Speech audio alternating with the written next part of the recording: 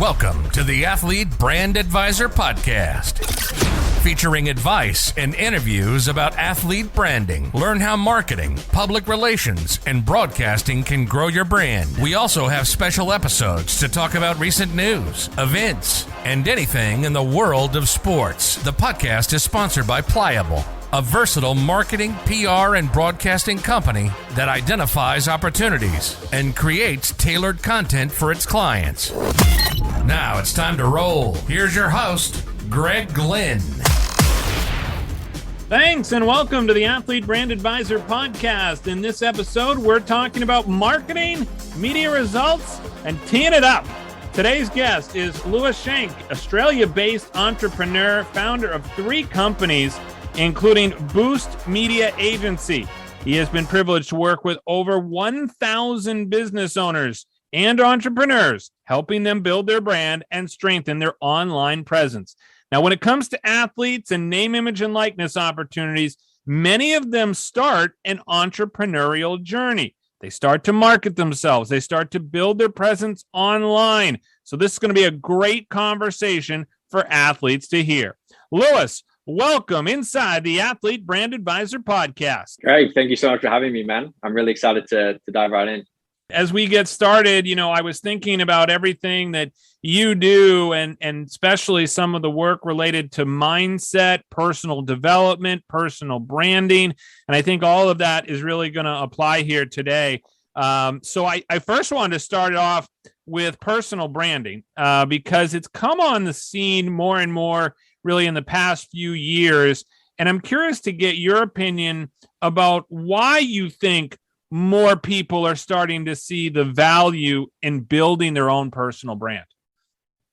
Yeah, good question. I think the foundation of it all is just human connection, right?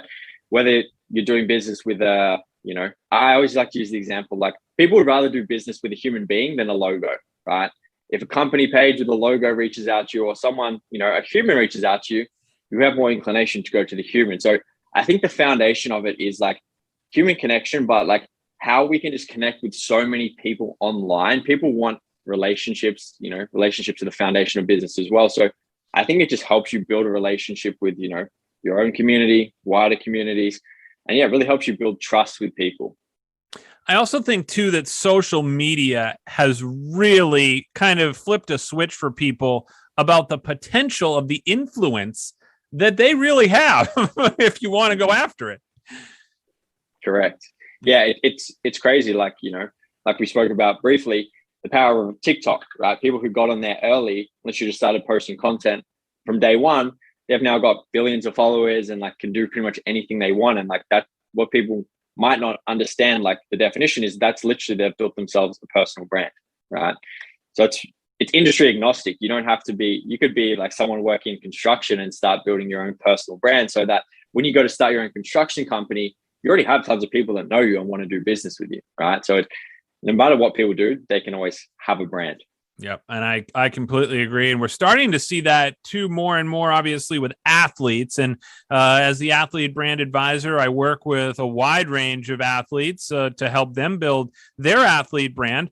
And one of the really best areas in my mind, or best sports, if you will, to grow a personal and athlete brand is golf. And that is one of the areas where you have certainly a lot of experience in this area as a golfer yourself, having been at Youngstown. I want to talk a little bit about your golf career. Talk to me about how invested you were as a golfer.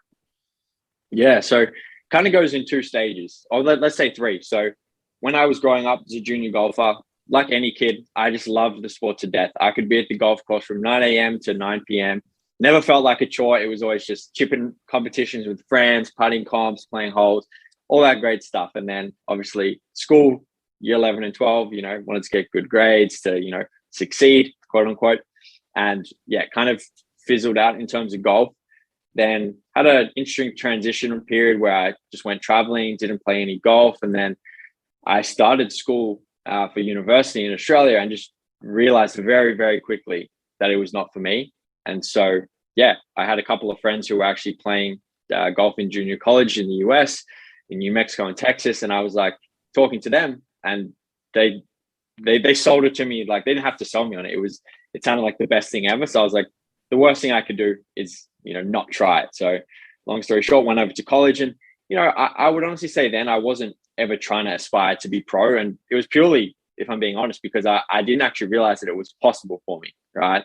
I thought I had this preconceived idea from when I was young, because on the PGA Tour, right, that's the majority of golf that people see. And there's only three Australians, like, playing on there at that time.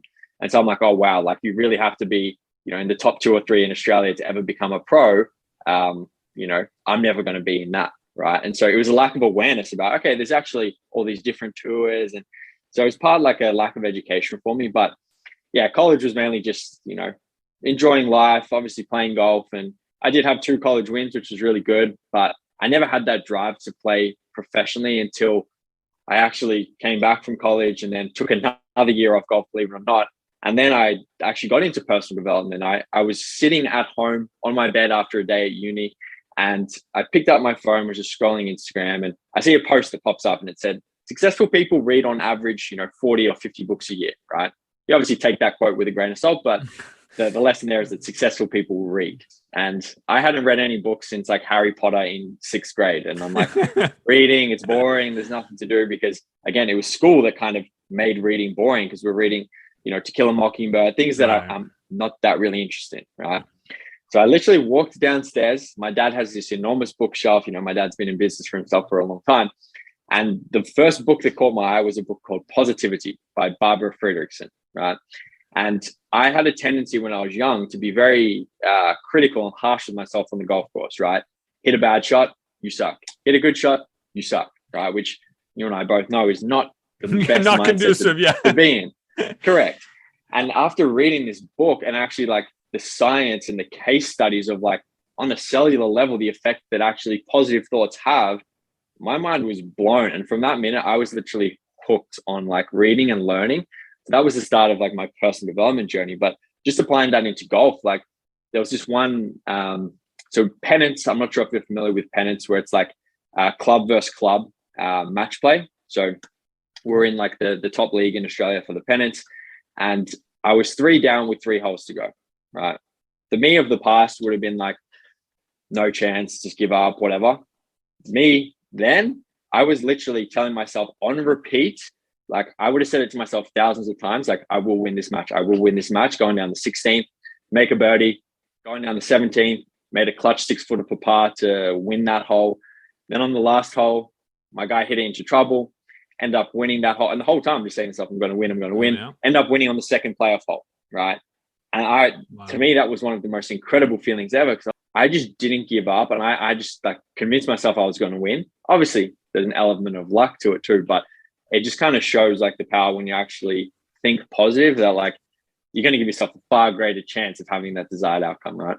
Absolutely. And I actually, coming out of the pandemic, I came up with the saying we have here in my family, which is there are 3 things you control in life: your attitude, your gratitude, and your effort. And those are the 3 things you can control. No one else has any influence over those other than yourself.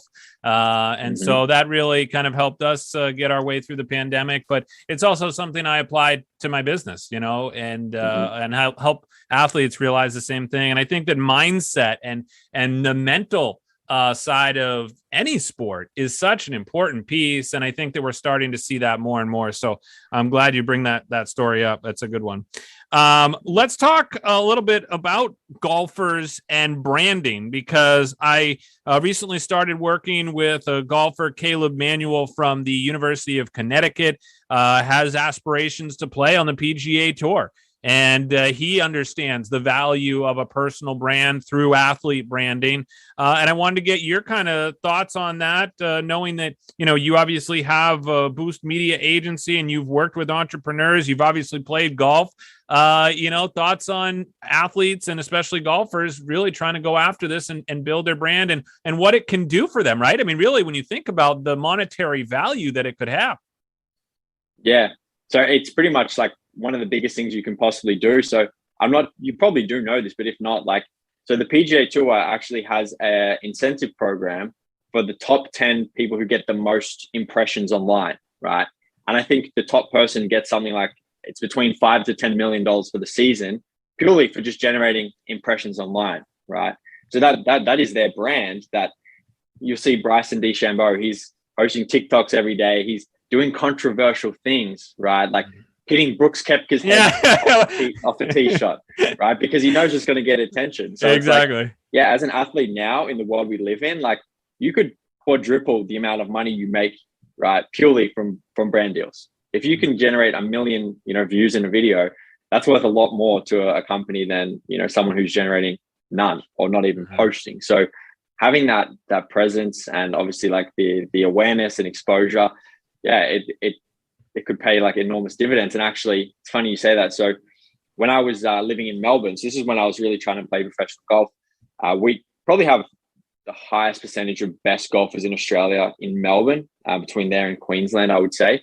And anyway, one of the guys, he was pretty decent. Like, I would have said I was better than him. Not anymore. He's now a pro, but he was always on social media posting his swing, and like, even I was guilty of like, throwing a little bit of shade. I'm like, God, man, this guy just posts so much. Like, I'm just sick of seeing his swing. And we kind of stayed in touch. And then I went to Melbourne, I think 2 months ago now, and I caught up with him for a game of golf, and, we were just chatting, and he actually blew my mind with like how smart he was in terms of what he did with his brand building. Because literally every single person, I'm not even exaggerating this, would just talk crap about this guy, right?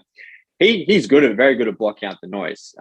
Credit to him for that. But he just focused on building a brand. Like, he doesn't even have like any credible following or anything, but like he's very active at networking, and he deliberately will just go and network with some very high-end business people, never ask for anything, just adds them a ton of value, which is very mature. And I was very surprised that like, he even knew that. I'm like, that's something that will take people 30 years to learn. And like, you're 22, 23. And lo and behold, he's making, over $2,000 a week without having to lift a finger, just through these sponsorships. So you compare that to a golfer that is, trying to go professional. They're grinding in the pro shop, working from 6 a.m. to like 2 p.m. and then only getting to go out and practice then. Whereas he gets up, he does a couple of PT sessions with his clients. So he does PT as well. There's like 2 sessions, he works out, and then he's at the golf course for the whole rest of the day. No other responsibilities. It's like, what a huge advantage having that backing. And that's all just from like his brand, right? So I think I actually had a conversation with 2 of my best friends who are a bit younger. I said, guys, you literally need to start doing this. Because they're like, oh, I don't know how I'm going to be able to manage to play golf. I'm like, you need to literally start doing this yesterday, right? if Brody can do it. My other friends were like, like a lot better golfers, right? They just didn't have the confidence to put themselves out there online. So I think, like you can either struggle and really have to kind of find your own way, or you can figure out ways you can build a brand and add value to, other people, other brands, where they'll actually pay you. So it's a pretty simple equation there. Yep, it is. And I think that it's only going to get more competitive. And I think that a lot of these golfers are going to start to see this. And, obviously credit to Tiger Woods. I mean, he obviously kind of really put golf on the map, but you also started to see what he did to build his brand. And that was also in combination with everything else going on, a really powerful combination. So, and now you see every golfer, trying to have their own logo. And I think that a lot of times, people get caught up in logos as having a brand. And as you and I know from being in marketing and PR and branding, a brand is so much more than a logo. And I think that's why it's so important to have social media as part of your brand, is because you can share who you are and your personality through that. And that, I think, adds a whole nother element that people sometimes overlook when it comes to a brand. So, yeah, exactly. And I'm sure you'd probably agree. Some people don't even actually understand like what brand is. You know what I mean? Like, I didn't even either. It was like, so one of the guys I played golf with, he's like one of the head of Titleist in Australia. And he started talking to me about brand. Like, this was far before I was in this. And I was like, oh yeah, I kind of get it. But yeah, like, I'm sure, do you come across people that don't even really understand what like their brand is?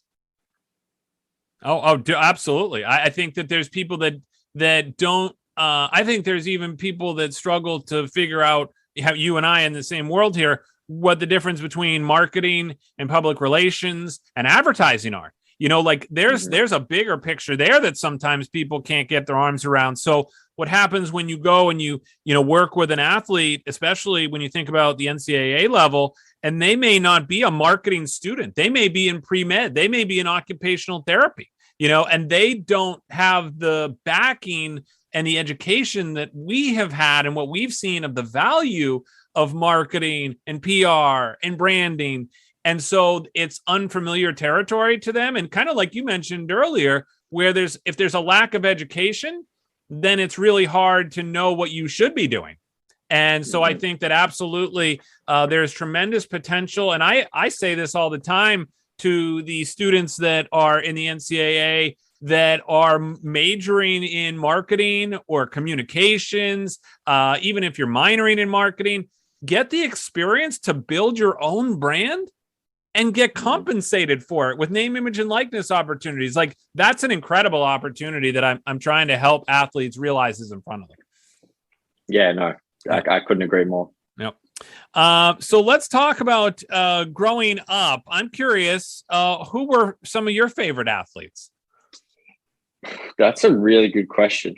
My girlfriend tends to call me Goldfish because of my poor memory. But so in terms of golf, Tiger Woods is obviously like the idol. Adam Scott, incredible golfer as well. He's just like the kind of poster boy for Australian golf, right? He's like tall, dark, and handsome, got the prettiest golf swing, So I always like Adam Scott as well. Yeah, I mean, those two were probably like the biggest. I never really put too many people on the pedestal, to be fair. Yeah, no, that's interesting that you say that. I also want to talk about your company. So the fact that, you were obviously trying to, go to school, you talked about that, you talked about mindset, you talk about kind of this transition that you made from realizing you weren't going to, play on the PGA Tour. You're part of an events company, and then you started to build your own agency. Talk to me about that and what you do now. I think that's fascinating. Yeah, for sure. So the high level summary was like I was running an events company for a couple of other guys. They wanted to sell me that business because they were starting something else. Started my own events company instead of buying theirs, which saved me hundreds of thousands of dollars. Then COVID obviously kind of wreaked havoc with events. And so I got a job in remote sales for a PR company in the US, which one of my friends organized for me. And then, that was kind of like my first exposure to the world of PR. I was like, God, like this is like so incredibly powerful.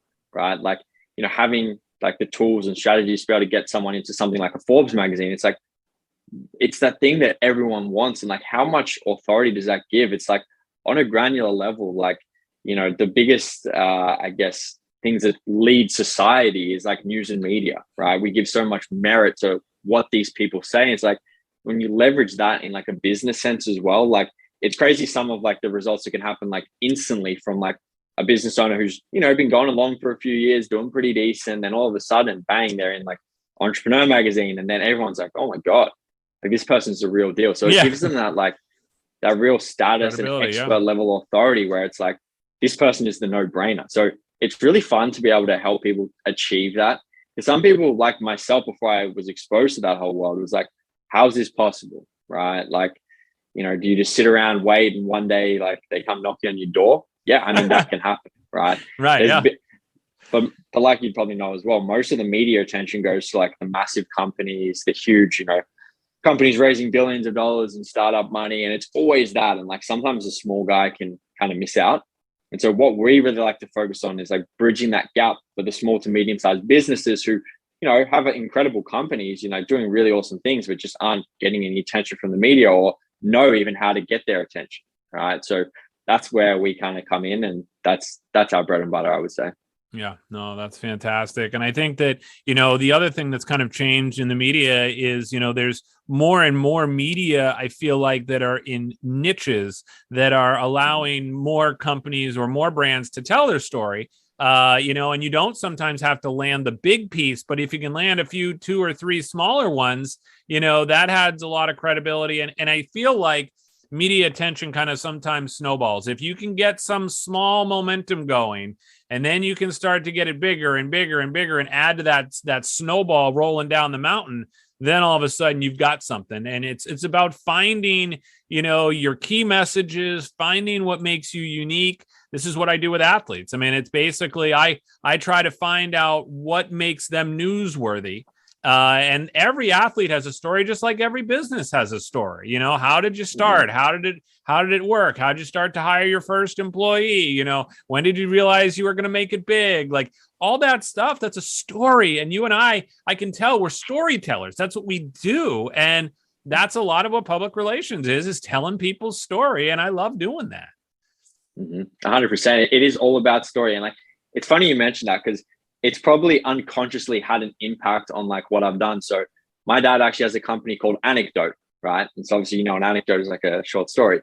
And so they started in business storytelling over 17 years ago, right? And no one back then, actually, I've got a pile of their books sitting just there. I'll send you a copy, but different conversation. But like learning, like the first day I actually went and watched him do a keynote, I was blown away. I was like, oh my God, like I now understand the way my dad communicates. Like he leverages story and like, it's so powerful. And I think that's kind of shifted into what I do, because I always look at the client's story. Like I have people who come to me and say, hey, I really want to get into this magazine and publication. And like, we end up chatting on, and, I just politely tell them like, right now it's probably not, the best time, because I just don't feel any stories there. Right. It's like, cool, just another person starting a makeup brand. Like, but why?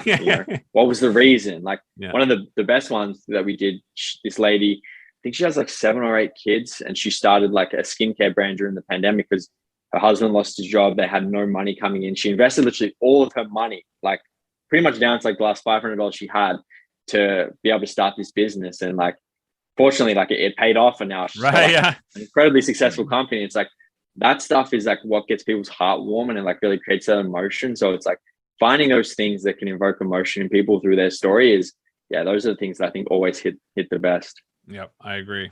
And then obviously, you do some media pitching, you're in touch with media, and how do you feel? Because I know that the pandemic changed media a lot. Like that actually was one of the reasons why I started my own company. Was I saw that media was going to change forever. There was no doubt about it. The people weren't even showing up at stories anymore. We were doing Zoom interviews. It's like, so, and it, in a way, it made pitching easier.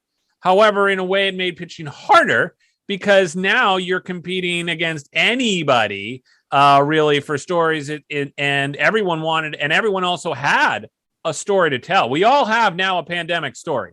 So if you're out there and you're a business or you're an athlete, you've got a pandemic story. No one sat around and said, oh, okay, I'm going to sit here for the next 2 years and then see what happens. That's not what happened to anybody.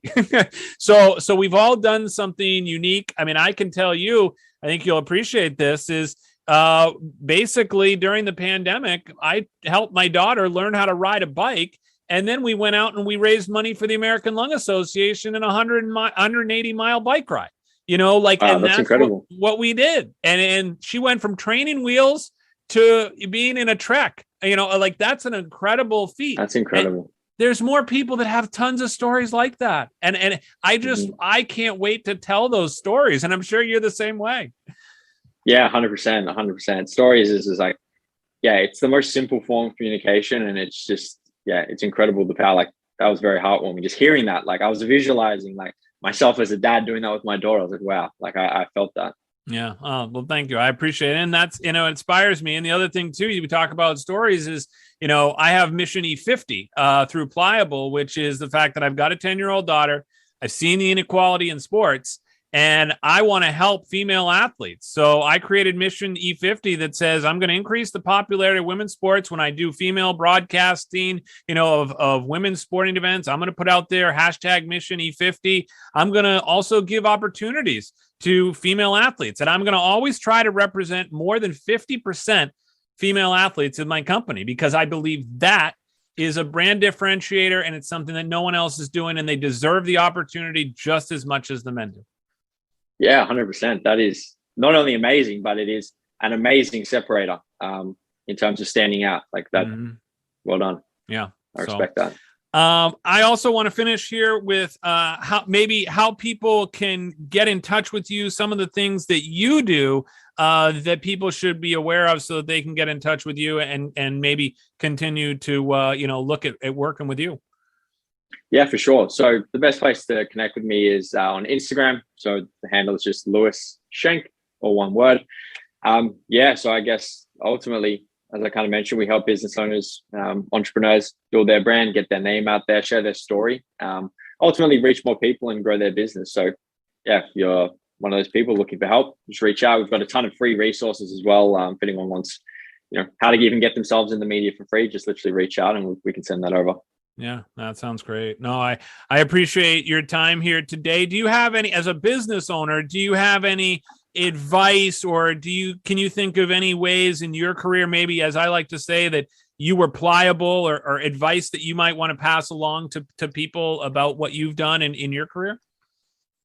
Yeah, I honestly, like, one of the things is just like being aggressive, and not aggressive like, hey, I'm going to hurt you, but like in your activities, like, business, sport is hard, and just knowing that it's going to take more effort than you think to generate a result.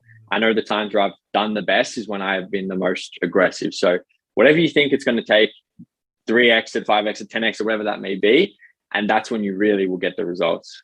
Yep. I'm going to close with a golf story for both of us and for our listeners here today. When I first started working with Caleb Manuel, who's the golfer from Yukon, I went to his first tournament that he was doing under my representation, and I knew I had to be there, right? Because every story, you got to be there. You got to be on the scene. You know how that is. And so I literally started following around the golf course, the Yale golf course in New Haven. And I literally ran like 18 holes trying to follow him. But I captured his moments. And, we've talked a little bit about TikTok and the value that video brings. And I think that video is such an important part of telling someone's story. And when you see a golfer, hitting the shots, making the putts, it is important so that people understand that, he's doing it, other people are doing it. But if you can separate yourself by telling your story, and I think that's been a key theme here today, is tell your story, use the power of video, use the power of social media, use the power of PR, and tell your story. Correct. 100%. I love that story. And you're spot on. Yeah. Awesome. Well, I appreciate your time, Lewis. Thanks again for coming on the podcast, and keep up the great work. Likewise, Greg. Thanks so much for having me. I enjoyed it a lot. Awesome. I'm Greg Glynn. I'm glad you could tune in, everybody, and stay pliable, my friends. Thanks for listening to the Athlete Brand Advisor Podcast. Be sure to check out the show notes from today's episode and catch up on recent episodes at pliablemarketing.com. We also encourage you to share topics and guest ideas by emailing our production staff at pliablemarketing@gmail.com. We love hearing from our loyal listeners and athletes who want to grow their brand. So jump in and be part of the podcast, because that's how we roll.